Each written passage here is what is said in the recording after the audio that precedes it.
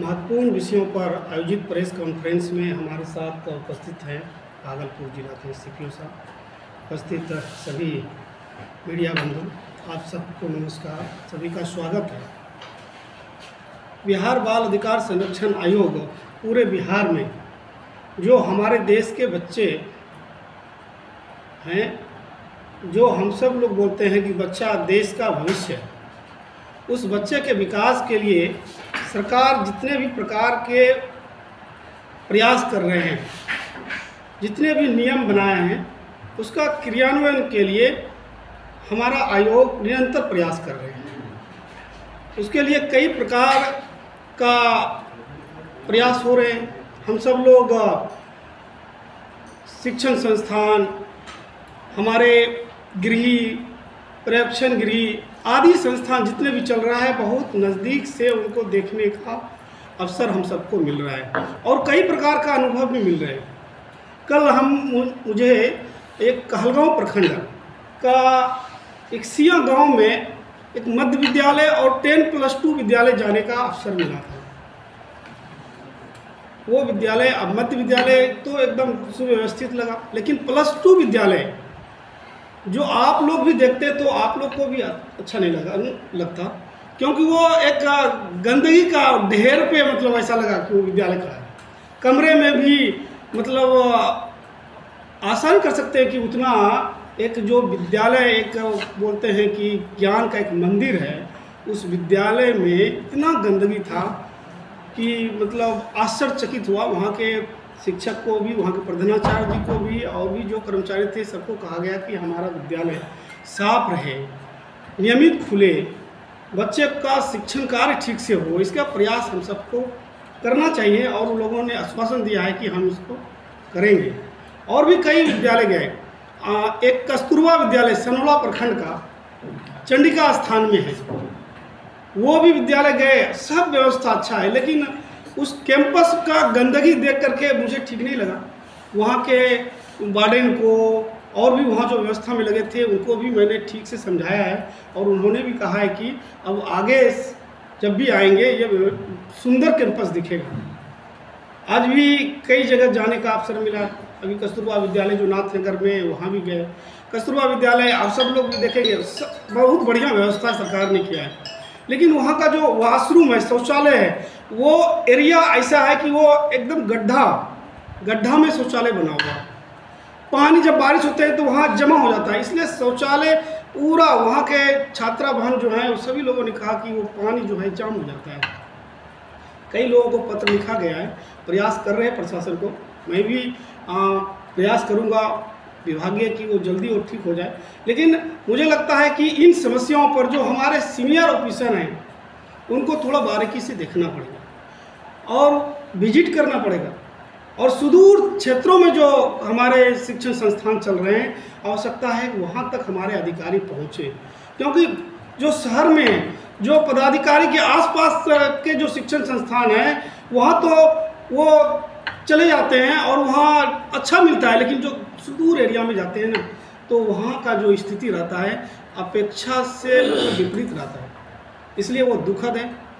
हम सब लोग अपने बच्चे के भविष्य को उज्जवल बनाना चाहते हैं और सरकार भी कई प्रकार के प्रयास कर रहे हैं। सरकार के प्रयास के साथ साथ मुझे लगता है कि बच्चों का जो पिता हैं, अभिभावक हैं, उनको भी प्रयास करना पड़ेगा कि हमारे बच्चे सही दिशा में बढ़े। बाल शिक्षा का मुख्य फोकस क्या है? मुख्य फोकस है जो बच्चे हैं, बच्चे का भविष्य उज्जवल हो, सही दिशा में वो आगे बढ़े, उनका शिक्षा ठीक हो, उनका सुरक्षा ठीक हो, जो उनका अधिकार है उनको 100% अधिकार प्राप्त हो। तो ये जो जांच चल रही है, क्या वो हम सब लोग मोबाइल का एक प्रचलन समाज में बढ़ा है।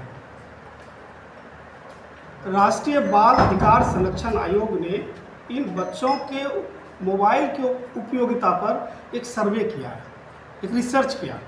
उसका रिपोर्ट पढ़ेंगे तो हम सबको आश्चर्य होगा कि ये हम लोग कहाँ जा रहे हैं। बिहार का 78.65% बच्चे मोबाइल चला रहे हैं, जिसका उम्र 18 साल से नीचे है। कितना मोबाइल 7 से 8 घंटा फ़ोन चलाते हैं। ये 7 से 8 घंटा फ़ोन चलाने का परिणाम क्या हुआ है कि बिहार का 48% बच्चे कर्जदार हैं। वो गेम खेल करके किसी कोई 1000 किसी के ऊपर कर्जा है, किसी के ऊपर 2000 है, किसी के ऊपर 200 है, ऐसे 48% बच्चे कर्जदार हैं। 20% बच्चे का परीक्षा छूट रहा है। हजारों बच्चे मानसिक रूप से बीमार पड़ रहे हैं मोबाइल के कारण। हम मोबाइल लिए अपने सुख के लिए, अपनी सुविधा के लिए, लेकिन हम अपने बच्चे का जीवन को बर्बाद कर रहे हैं मुझे लगता है। इसलिए अभिभावकों से मेरा विशेष आग्रह होगा कि आप अपने बच्चे को मोबाइल के दुरुपयोग से बचाइए और अपने बच्चे के भविष्य को उज्जवल बनाइए। अरे अधिकारी मुझे लगता है कि इनको इस पर विशेष रूप से ध्यान देना चाहिए। कैसा नज़ारा हो जाता है सर?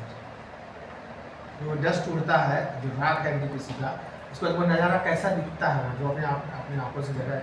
क्या बिल्कुल जो पर्यावरण के अनुकूल नहीं है, इसलिए मैंने कहा कि ये जो पर्यावरण के क्षेत्र में काम कर रहे हैं, ऐसे अधिकारी को इस पर ध्यान देना चाहिए। या डस्ट पे पानी वगैरह छिड़काव नियमित रूप से होना चाहिए।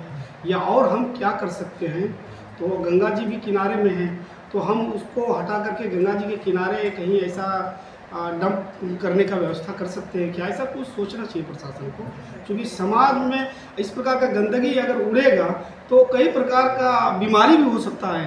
सिर्फ गंदगी के कारण तो कई प्रकार का, ये जो सांस लेते हैं हवा में वो फैलेगा, तो फिर सांस लेंगे तो वो फेफड़ा तक का को प्रभावित करेंगे और उसमें बच्चे को भी प्रभावित करेंगे, बड़े को भी प्रभावित करेंगे।